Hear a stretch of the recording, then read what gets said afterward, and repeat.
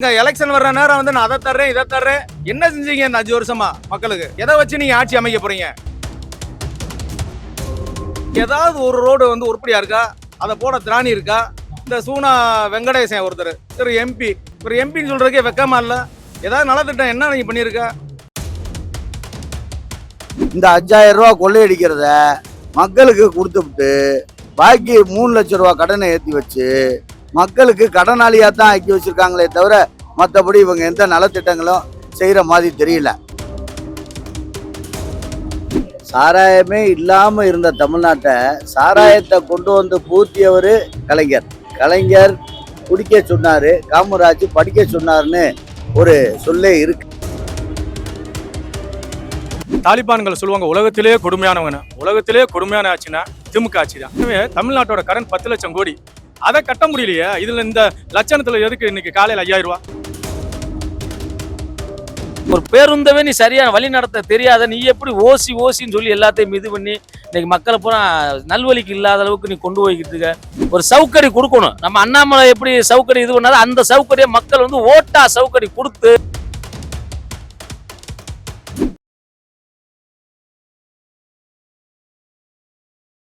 வணக்கம். இப்ப மதுரை திருநகர்ல ஒரு ஆர்ப்பாட்டம் நடந்துட்டு இருக்கு அதிமுக சார்பா.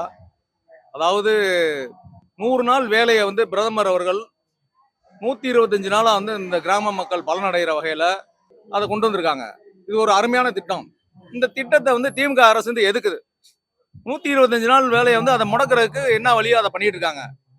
நான் கேட்கிறேன், இங்க தமிழகத்துல ஆட்சி திமுக ஆட்சி நடக்குது. பார்த்தா கஞ்சா பழக்கம், மது போதைகள் அதிகமா இளைஞர்களிடம் வந்து பரவுது. இந்த ரோட்ல பாத்தீங்கன்னா ஏதாவது ஒரு ரோடு வந்து உருப்படியா இருக்கா? அதை போட திராணி இருக்கா? இந்த சூனா வெங்கடேசன் ஒருத்தர் ஒரு எம்பி, ஒரு எம்பின்னு சொல்றதுக்கே வெக்கமா இல்ல? ஏதாவது நலத்திட்டம் என்ன நீங்க பண்ணிருக்க? மக்களுக்கு பிரயோஜனம் உள்ளதை எதாவது பண்ணிருக்கீங்களா?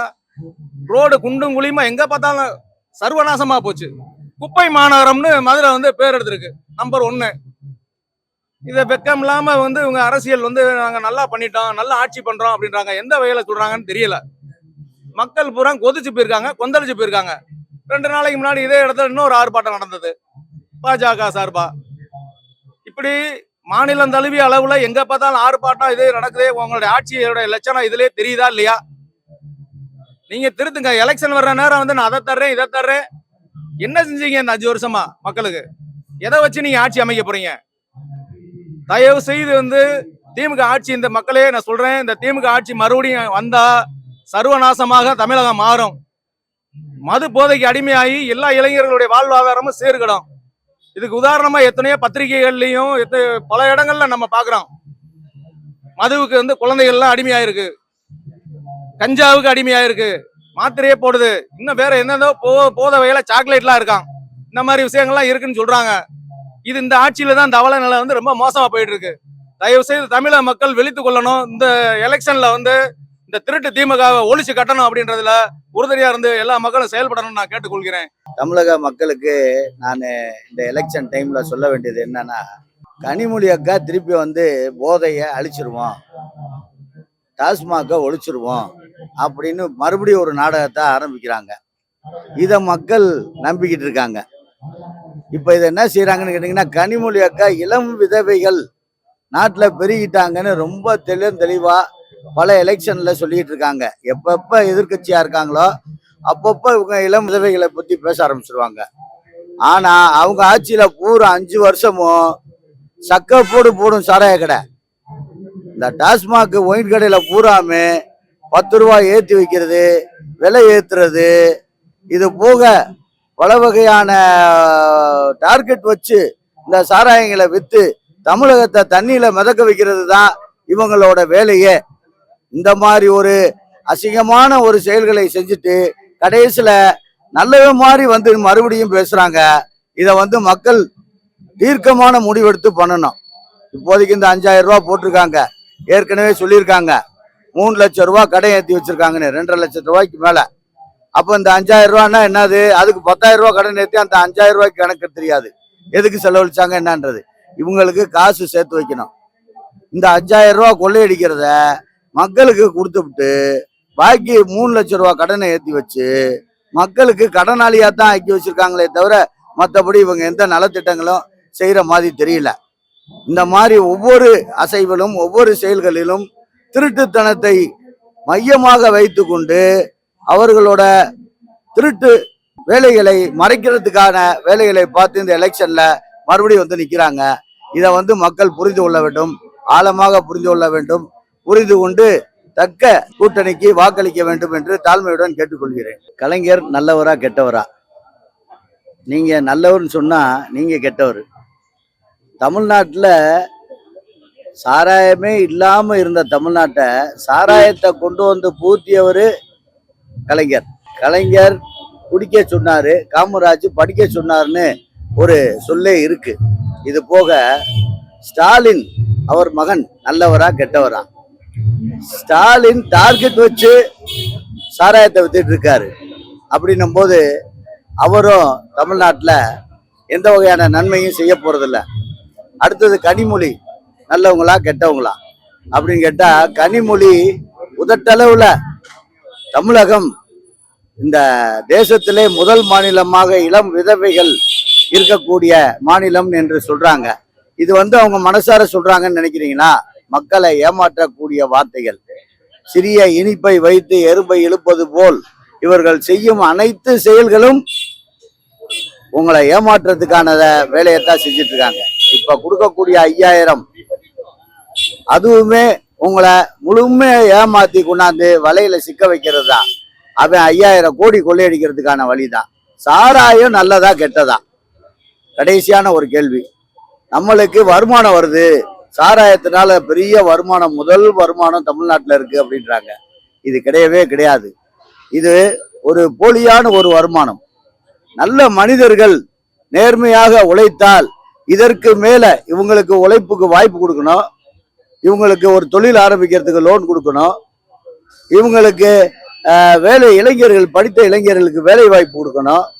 கஞ்சா புழக்கம் இந்த மாதிரி இருக்கிறதெல்லாம் தவிர்த்து விட்டு சாராய கடையை முற்றிலுமாக மூடிவிட்டு தமிழகத்தை காப்பாற்ற வேண்டும். இதற்கு நீங்க செய்ய வேண்டிய ஒரே இது, ஜனநாயக நாட்டுல வாக்கு தான் பவர். நீங்க வாக்களிக்க ஒவ்வொரு வாக்கும் தமிழகத்தை மாற்றி அமைக்கும் என்பதை ஆணித்தரமாக கூறுகிறேன். இன்று இருக்கிற சூழ்நிலை தமிழ்நாடை பார்த்தா, மொத்தத்தில் தமிழ்நாடை பார்த்தா சுடுகாடாக தான் இருக்கு. ஆப்கானிஸ்தானில் உள்ள தாலிபான்கள் சொல்லுவாங்க உலகத்திலேயே கொடுமையானவங்க. உலகத்திலேயே கொடுமையான ஆட்சினா திமுக ஆட்சி தான். மக்கள் வந்து ஒரு பெண்ணு வந்து நடுராத்திரியில தனியா போனாதான் நான் உண்மையான சுதந்திரம் சொல்லுவாங்க. இப்போ பகல்லே போக முடியல. பொண்ணுகளை பார்த்தா பக்கத்துல பார்த்தா தண்ணி அடிச்சுட்டு வர்றான், வப்புலிக்கா இழுக்கிறான், கையை பிடிச்சிருக்கான், போலீஸ் வந்து விலைக்கு வருது, போலீஸுக்கு 2 அடி வருது. இதுதான் இந்த நாட்டோட நிலைமை. இன்னைக்கு காலையில ஏற்கனவே தமிழ்நாட்டோட கடன் 10 லட்சம் கோடி. இதுல 6 லட்சம் கோடி தமிழக முதல்வர் ஸ்டாலினால கட்ட முடியல, திமுக வாங்கினது. அதை கட்ட முடியலையே. இதுல இந்த லட்சணத்துல எதுக்கு இன்னைக்கு காலையில 5000 ரூபாய்?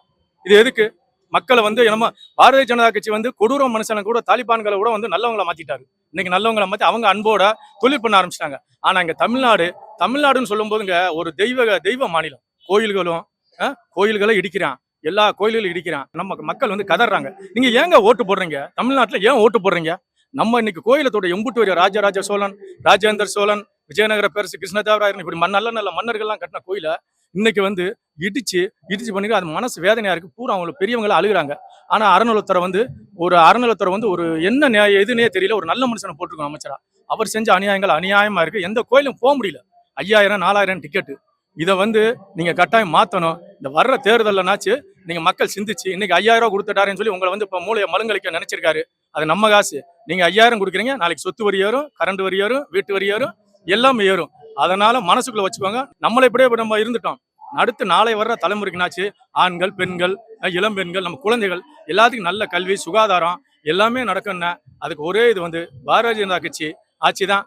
மோடி தலைமையில தமிழ்நாட்டிலேயே வந்து அதிமுக பாஜக கூட்டணி மிகப்பெரிய வெற்றி அடைன்னு சொல்லி நான் வேண்டிக்கிறேன். இதை மக்கள் ஒவ்வொருத்தரும் ஒரு சகோதரனை நான் சொல்றதை கேட்டு கொஞ்ச நாச்சும் யோசனை பண்ணி இனிமேந்து நம்ம வாக்குன்னு சொல்லி ஒரு ஆயுதத்தை பயன்படுத்துங்க. அதுதான் உங்களுக்கு வெட்ட வேண்டாம், குட்ட வேண்டாம். ஓட்டுன்னு ஒரு ஆயுதத்தை பயன்படுத்தி தமிழகத்தை காப்பாத்துங்க. தமிழகம் காப்பாத்தினாலே போதும், இந்தியாவை மோடி பார்த்துக்கிறாரு. இப்போ பஸ்ஸில் வந்து தொங்கிக்கிட்டு பயல ஊராமே காலை ஒரு கால் வெளியே வச்சும் கால் உடையிற அளவுக்கும் பிள்ளைகளை வந்து நெருக்கி அந்த உரம் கஞ்சா இதில் வச்சு பூரா தொங்கிக்கிட்டு போகிறாங்க. உயிருக்கு ஆபத்தான நிலைமையில இருக்குது. அதுகளுக்கெல்லாம் ஏன் கேஸ் போட மாட்டேன்றாங்க? அப்போ கவர்மெண்ட் பஸ்ஸுக்கு சட்டமா? அப்போ லாரி ஓட்டுறவனை போய் உழைச்சி நைட் போல் ஓட்டுறவனை கேஸ் போடுறீங்க. 45 பேர் ஏற்றுற பஸ்ஸில் பேருந்தில் 100 பேர் 120 பேர் ஏறுறாங்க. எவ்வளோ அடைச்சு போயிடுறாங்க. அப்போ ஏன் பஸ்ஸு வந்து ஓசின்னு சொல்லிவிட்டு பஸ்ஸை பூரா இறக்கி உங்களுக்கு புது பஸ் போட்டு அதில் 45 பேர் பயணம் பண்ணுறதுனா ஏன் கவர்மெண்ட்டுக்கு ஒன்று, அப்போ ப்ரைவேட்டுக்குன்னா ஒன்றா?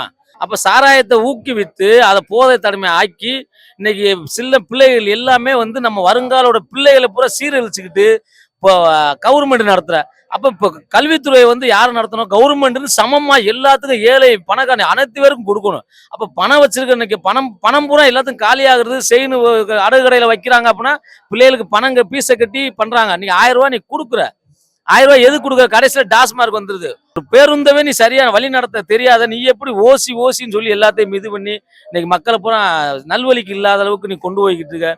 ஒரு சவுக்கடி கொடுக்கணும். நம்ம அண்ணாமலை எப்படி சவுக்கடி இது பண்ணாலும் அந்த சவுக்கடியை மக்கள் வந்து ஓட்டா சவுக்கடி கொடுத்து அதை வீட்டுக்கு விரட்டி இந்த வட்டம் எடப்பாடி ஆட்சியார் வந்து உட்காந்து மோடியோட தலைமையில நல்லாட்சி கொடுத்து இன்னும் மென்மேல் நல்ல மக்களை உருவாக்கணும், நல்ல நாடை வந்து வளர்ச்சி பாதையில கொண்டு வரணும்ன்றத தாழ்மையான கருத்துக்களை